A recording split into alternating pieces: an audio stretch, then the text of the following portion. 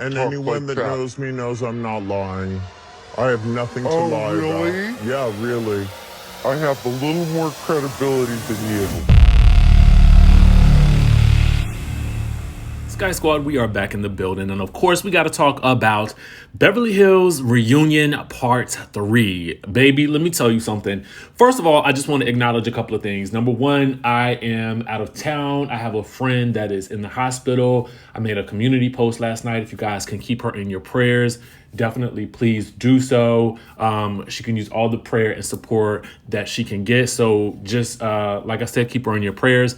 But we still got to get into a little bit of work, and I'm going to do the best that I can to get this content out to you. So let's go ahead and get into this review. Now, with going into part 3 of the reunion, we have to consider all of the press that Kathy and this alleged meltdown has received. We have got to also consider all of the things that Lisa has posted on social media, that Kathy has posted on social media, the Patrick Summers has posted on social media, the allegations, all of these things that just came out a couple of days before about what Erika said that she heard Kathy say. So we've got to take all of that into context when we're talking about this episode, because so much of this was leaked ahead of time in an attempt to, it seems, get some of everybody's perspective of the story out there to let people know what exactly was coming, which also kind of raises a bit of an eyebrow, but we'll get into each point as we dive into this review. Now, to get things start off, I'm going to actually rate this episode on a scale of 1 to 10. I'm going to give it a 10 because I felt like there was so much nuance that we need to discuss in this episode. While I didn't feel like it was explosive, there was an explosive revelation. There was more explosive moments because Kathy came to the reunion and Kathy came to play, okay? Kathy came to the reunion and Kathy came to slay, okay? But, was it enough to quell the things that Lisa Rinna was saying, i.e. calling Kathy the devil, okay, and a monster? All right, let's go ahead and dive into it. You guys let me know in the chatterization what you think about this episode and what you think about Lisa Rinna, and if she is fabricating or if she is telling partial truths and Kathy's telling partial truths. I want to know what you guys think. So let's get down into the biz naive. Okay, first, to start things off, we get an update on the dating and intimate lives from Sutton and Erika. I am not interested in any of this. I want to get into the real nitty gritty. And so the first thing we get into is Erika's quote lit package that Kyle seems to love so much, because Kyle loves it. She loves it when Erika gets lit and lets her hair down. It doesn't happen often, does it? All right. Anyway, Erika says she doesn't recognize herself in the package and was numbing the pain. Garcelle is asked about Erika's drinking, and Garcelle wonders why she singled out Jax. Erika says it could have been anybody. It didn't come from a bad place. And so then Garcelle begins to question Dorit. Girl, why didn't you say something? And Andy even calls out Dorit and Kyle for laughing and said it was very unsettling to watch. So Kyle, of course, does what she does best. And I want you guys to pay attention to this. When Kyle is wrong and called to the carpet, she will, I don't want to call it apology bombing, or it's more like explanation bombing. She will launch into some tirade explanation, some type of it's like she steamrolls the explanation almost to the point where the person who has been wrong really has no choice but to kind of acquiesce to everything that she is saying, because she is steamrolling them with her explanations of, oh my God, I wasn't, I'm a parent. Of course I felt bad. She's done it a lot to Sutton as well. So to see her do it to Garcelle, I'm just like, okay, this is more of the same. So Garcelle points out that if it was Kyle's child, it would have been a completely different story. And let me tell y'all something. I want you guys to put this also into perspective. If Sutton had been the one to say this to to Dorit's child, to Kyle's child, to Erika's child, you can bet your bottom dollar that they would have gone on and dragged her for the rest of the season, so much so that I bet you Sutton wouldn't have even been able to come back to this show. So anyway, Dorit claims that, oh my God, I was so disgusted. I was disgusted by what Erika said at dinner, and I told her it wasn't okay. And then, so to me, the problem with that story is that she then, after saying that she was so disgusted and talked to Erika about it, she then goes, days later, she goes to Kyle's house, and then Kyle and Maurizio and PK and Dorit, they're all sitting around and they're all laughing about, Erika cursed out this Garcelle's 14-year-old son, Maurizio, and his goofy self. I'm glad she did so. Now, the reason I call this man goofy is because any grown man that thinks that cursing out a 14-year-old black child that is not yours, okay, that is goofy behavior to me. And I'm gonna go ahead and call it out. Sorry, Kyle, but that's just how I feel about it. So when I see him apologize publicly, that's when I'll take away my goofy comment. But for right now, it's a goofy to me, all right? Anyway, Garcelle ain't really buying any of this. You could just tell. Erika could really care less. You could just tell. And then Andy asked, well, Garcelle, how do you feel about this? Do you feel good about it? Because she says that basically, I don't know. In this group, people apologize so quickly and then they push things along. And then you look like the crazy person if you keep going on about it. So I just accepted it, okay? Now, this is true. Everybody else in the group apologizes and then wants to push things forward, except if you Sutton, okay? Anyway, we learned that Erika, oh my God, was cleared of any knowledge of knowing what Tom was doing in court, okay? And so Sutton was apparently the first person to congratulate her. So then the question about the victims comes up, and Erika says they're not her victims. Why should I care? So Dorit then tries to tell her, girl, it's your delivery, okay? We're referring to the comment that Erika made about not giving an F about anybody else but herself. Erika then gives some plain analogy about how, the flight attendant says, in an event that the plane is going down, you are to put the gas mask over you, the oxygen mask over your face first, okay? And so then she says that she feels horrible about her behavior all season. Andy is like, do you? Yes, apparently she's in therapy about it, don't you know? So then Andy told her, well, I'm kind of shocked. I was shocked to see you tell your therapist that you were at risk of becoming hateful to me. And in my mind, I'm like, that ship has sailed. That ship has sailed and sunk like the Titanic, because homegirl has been nothing but hateful and mean these past 2 seasons. Anyway, Andy asked the ladies if Erika is her own worst enemy in defense of herself. Kyle says absolutely yes. Erika needed Kyle to be neutral. Okay, this is interesting. Kyle says she could not stand what Erika was saying about the victims and was hoping Erika would wake up the next morning and feel something about what she said. Erika says, well, girl, I'm speaking my truth. And Kyle tells her, well, you were out of control. Erika's like, no, I was angry. Andy says, when you watch it back, do you see that Kyle was really trying to help you? Erika says, no. Kyle says, do you realize how much heat we take for defending you and asking people to let the stories play out? Erika's like, nah, see, don't do that. Don't do that. And Kyle is like, I can't defend the things that you're saying, girl. Erika's like, and I cannot continue to get attacked in this group. Kyle says, I was not trying to attack you. I was trying to help you. Erika doesn't want friends, in my opinion. Erika wants yes people, because ultimately, Erika has not been attacked in this group. Erika has been asked legitimate questions to which she has typically overreacted to. Then when someone has tried to reach out and help her, and I don't know if it's because of all the drinking and all the medications that she's allegedly taken, she cannot control her reactions to people. And typically on a reality TV show, I love when people react. But at this point in time, I feel like her reactions have become so severe and she's saying things that are so crazy and outside of the realm of reason. Like she doesn't give an F about anybody else but her when referring to victims of plane crash victims and their families that have had money that have not been given to them, that has been taken from them, that they have been wrong, and you don't care about anybody else but yourself. Girl, please, you do not want friends. You want yes people around you, okay? So Dorit asks, well, girl, what are you afraid of by showing empathy and defending yourself? Erika says, I am showing empathy. Andy's like, it's not landing, okay? So then Erika says, you know what is landing? Being ruthlessly persecuted. Girl, you are not Jesus. Nobody is nailing you to a cross. You are not in any pain. It seems to me as though you are still living a very, very comfortable life, okay? You have got a show that you are on. You are still dressing in fabulous, bumpets and fashions and whatnot. So to me, I'm like, yeah, your name is being dragged through the mud, but a lot of that is because of the things that you do, okay? Anyway, the earrings come up and how she was wearing them in Aspen and how she's trying to get them back. Now, Andy and her have a little tense back and forth about whether or not she's trying to get them back, or whether she's on appeal. Trying to get them back on appeal. And I'd be like, why didn't you just let her speak to you any type of way? I don't really know if because to me, I mean, when I look back at One of the only other people to really call Andy out during a reunion, I felt like was Carol Radziwill from the Real Housewives of New York, circa season 10. Okay, when she asked Andy, "Are you afraid of Bethany too?"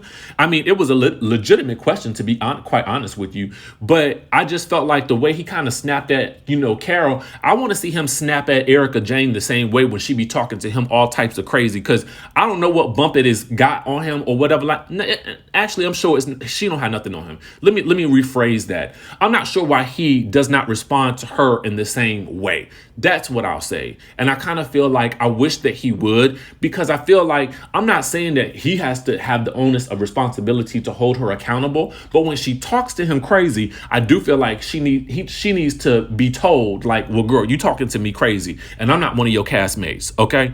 Anyway, so Andy asked if any of the rest of the ladies would keep the earrings, and of course nobody would, all right? And we also learned that Tom called her last week. Well, girl, what is he saying? Because the people in the magazines are saying that he has the dementia and things. So, I mean, how would he even remember to call you, okay? And I'm asking, I feel like, a legitimate question.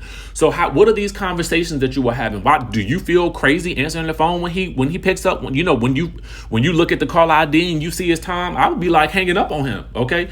Unless he's still finding a way to, make sure that you live in a comfortable life, which I'm not saying, but I'm just saying that's the only way that I can see that I would be taking those phone calls still. But these are questions that you will have to ask yourself. Anyway, after a few tense minutes, we see Kathy getting dressed in her Barbie chic dress, and Kathy in her pocketbook, okay, is heading out to the stage, knowing that she's coming out there ready to perform. I mean, Kathy carry around a pocketbook like a New Yorker, okay? You ever see, listen, and I know y'all know what I'm talking about. New York women will carry that pocketbook on their shoulder and on their arm. I mean, they are not letting that pocketbook go. Chime me down in the chatterization if you are a pocketbook holder. I mean, you just don't, that pocketbook don't ever leave your wrist. You don't ever let that pocketbook down. Let me know if that's you in the chatterization. Anyway, after she comes out there, Erika and Lisa are looking pressed as paninis, but they don't say nothing. And then Kathy says, "Hi, girls." So anyway, Andy is wondering why she doesn't have her hotel slippers on. And I'm like, Andy, come on now. Like, she would show up to the reunion stage in some slippers. Anyway, she has now also figured out how to DM Rick, okay? We also learned that she had texted him and then put in the comments to get her out of Aspen. But then here comes the shade. She says, "And I did what Lisa Rinna does, and I took it down 20 minutes later." I was like, yes, Kathy, you better come to the reunion and bring the shade early, okay? So anyway, as the Kathy clip is playing, and Lisa Rinna is saying in the clip that Kathy said that she would destroy Kyle's family if it's the last thing she ever did, Kathy looks at Lisa and asks her if she wants to swear on a Bible. But listen, as those Married to Medicine girls would say, that's not admissible in court. Meanwhile, we get into the tequila, and why can't Kathy promote her tequila like everybody else been promoting? Lisa been promoting the lips, Erika's promoting the bumpets and the hair. Kyle promotes every store she opens.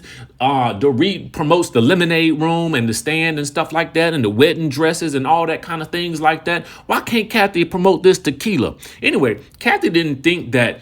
The problem with Kathy was, in that scene at Kemosabe, she did not think that those other mentions would have made it to camera.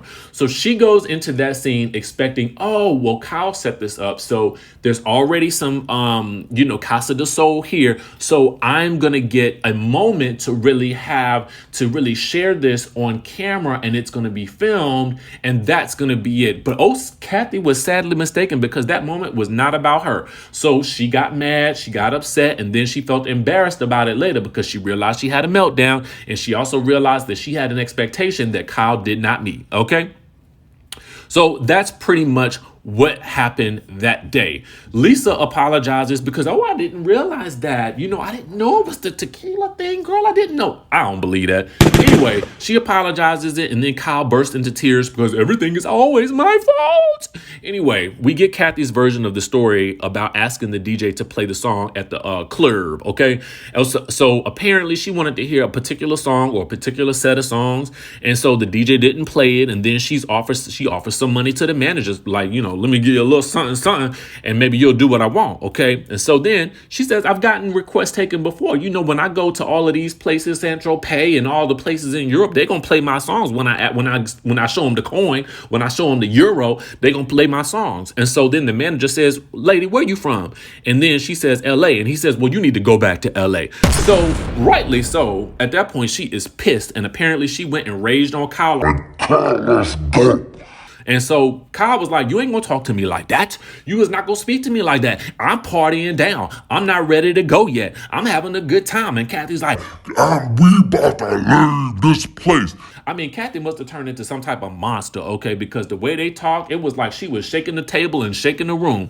Anyway, Andy asked what everybody else saw. And this is when we get the deep, dark, dramatic side from Erika. Well, here we go. I see Kathy coming from the dance floor, and she's upset. And apparently, allegedly, she says that Kathy said the DJ's an old effing FAG and then walked off. At this point, everybody's gasping. Okay, because here's the thing. It was alleged way back when that there was a slur that was allegedly said in the magazine. Now, again, when y'all go back to the blogs, go back way back when. Erika claims that Kathy only said it to her because Dorit did not hear it and Kyle did not hear it, who apparently Kathy had just raged on or either was about to rage on. So to me, if Erika was the only person that heard it, but yet this information was out there months ago, then that would lead me to believe that it could have only been one person that leaked that information that Kathy had allegedly said some type of slur. And that seems to be Erika because she seems to be the only person that heard it. Okay. So if you're the only person that heard it, if you're saying that she said it to you, then all of a sudden this information gets out into the press. Who said it? Okay. Who told the press? Okay. Who was it? I rest my case.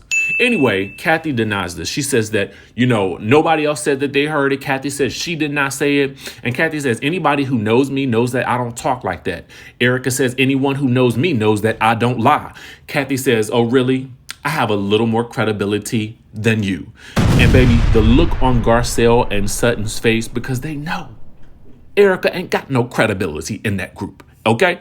Anyway, Andy reveals that there was an HR investigation into this. Oh, yes, an HR investigation, quite similar, I'm sure, to the HR investigations that occurred with Ramona and Ebony. But I don't want to go down that path today. Anyway, they found that it was a case of she said, and that it was inconclusive. Kathy says, isn't it interesting that nothing came out in the press that Erika was walking around with the big $250,000 Cartier ring, the big crocodile bag? They're not even your belongings. I said, oh, Kathy is saying the things that the rest of the girls are afraid to say. Erika claims to have had those belongings for 15 to 20 years. And Kathy is not playing with Erika and says, everybody knows that. And you have no remorse at all. Okay. And to be quite honest with you, I don't see not a lick of remorse on Erika's face. But then Kyle pipes in also that she never heard Kathy say that derogatory thing either. So then Lisa and Kathy apparently left the club. This is a flashback as Lisa's telling. And so Lisa said that Kathy's meltdown started in the Sprinter van. She was yelling and screaming, and she's heard things like she has never heard in her life. I've heard things. I have never heard these things before in my life. I was afraid for my life. Okay. And so Kathy recalls venting. Okay. And then she's thinking, I'm talking to somebody I've known for a while. And then halfway through, Lisa does not remember this. Kathy says, you don't remember saying, I get it. Girl, you're preaching to the choir. Suddenly, Lipsa can't recall a thing. I don't recall. Did I say that? Who said that? But anyway, okay. Lisa goes on and saying that Kathy says she wanted to take down NBC, Evolution, Bravo, and Kyle's family. Kathy denies each and every one of these things. Apparently, Kathy said, allegedly according to Lisa, that Dorit is a stupid, useless idiot. Crystal and Sutton should be fired, and she has big deals over at NBC, and everybody's protecting her, and she'll take down everyone, and she'll destroy Kyle's family if it's the last thing that she ever does in her everlasting life. Andy says, Kathy, do you remember saying these things? Kathy, no, I don't. Lisa then feels like she was on the end of Kathy's abuse. Abuse? Kathy then tells Lisa that you're having some problems, girl. Lisa, what kind of problems? Kathy's like, I don't know. And I was just thinking to myself, yes, Kathy, you better gaslight her the way she's trying to gaslight you. So then Kathy brings up the text. Now, Kathy, I don't know why you brought this up. She says, the text is not on my phone, referring to the text that, about silence being golden. Okay. So then Renna shows Andy her text exchange and the text are there. And I'm like, Kathy, girl, did you try to delete that? I'm gonna need you to learn how to work this technology before you come to the reunion with these types of receipts or lack thereof. Anyway, Lisa talks about having to lock the door, all right, to the room. But,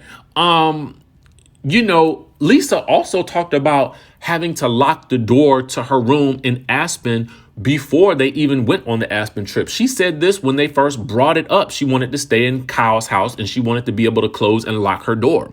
So then Kathy was like, I'm having a hard time believing that you had to lock the door because of me. And at this point, I'm thinking that if Lisa is so upset that with what Kathy is doing, why isn't she calling Kyle and saying, Kyle, your sister's having a psychotic break? Why didn't Maurizio hear all this banging on the walls, stomping on the glass and the floor? Because allegedly Maurizio was in the house. So my thinking is, unless Maurizio was stoned out of his mind and in outer space, why didn't he hear any of this? So then Kyle tells Lisa that apparently Kyle told Lisa that she felt dismissed by Kyle and that she feels like Kyle hates her sometimes. Lisa says, and you didn't throw your glasses down and stomp on them? Kathy was like, well, I wouldn't throw them down because I actually need them. Lisa says she threw them glasses down and began stomping and pounding the walls. And I'm thinking to myself, Mauricio ain't hear none of this? None of it? Anyway, Kyle's issue is that it got out in the press. And apparently, it was alleged at the time that a lot of this got leaked from Erika, who, of course, was the only person who allegedly heard that Kathy said this slur earlier in the club. Kathy doesn't think that it was Erika and Nikki Hilton's PR person, which they share. Erika says she didn't want it out. She wanted it discussed in the group. Garcelle chimes in that nothing stays in the group and everything gets leaked on the social media. And Lisa is like, that's right, that's right. And Garcelle is like, girl, you're doing most of it. Lisa denies this and says she got a call from someone at TMZ about what happened in the club. But I'm like, girl, what did you tell them when they called you? Because she didn't say that part. Anyway, Kathy mentions that she wanted to make Kyle happy and apologize on camera. And then she says that Kyle says, you have to apologize to Lisa. Kyle says, am I getting blamed for that too? And I'm like, yes, Kyle, you are. Because you told Kathy verbatim that those girls are trained assassins and that she would do well to make things right with them. I guess Kyle does not remember that. Anyway, Kathy says she was willing to call Lisa, but Lisa wanted it on camera. She says you wanted it on camera because your contract was up and you wanted some drama because you fight with everybody. You drove Lisa Vanderpump off the show. What you did to my sister, Kim Richards, you've had problems with everybody. Camille Grammer. The list can go on, and you are the biggest bully in Hollywood, and everybody knows it. You're mean, and you don't tell the truth. Lisa, wow, this is so sad. This is really between you and Kyle, and you need to work it out. Oh, suddenly it's Kyle's problem now? Okay. Garcelle is like, well, if it's between the two of them, why is she in it? Lisa says, what you said about your sister is horrible. Kathy says, the most reasonable thing I have heard all night. Well, if you think that what I said was so horrible, I wish you had said that to me that night. Why didn't you just say, Kathy, you and your sister love each other and work it out? Lisa says, I couldn't. You were yelling and screaming like a banshee. Okay. Kathy again swears that she never said those things about NBC and the girls. Side note, Kathy and this water bottle is sending me, okay? Meanwhile, Garcelle says, if it's between Kathy and Kyle, why don't you leave it alone? Lisa Rinna says, she attacked me in that house in Aspen. She abused me. It was abusive, screaming and yelling. Andy was like, well, you screamed and yelled at people. Lisa Rinna says, so? Girl, that... Ooh. Anyway, Garcelle says, you're going to hurt Kyle and she's the one that's your friend. Andy says, if Kyle wants to move on and be sisters, how do you let it go? Lisa says, well, I'm letting it go. I'm absolving myself from this day forward. I only wish you the best. Then Andy says to her this. People are questioning why you are trying to get in between sisters. Lisa Rinna says, I was traumatized by what happened in that house. Andy says, with everything you've seen on the show, that was the thing that traumatized you. Lisa Rinna says, we were sitting in the dark.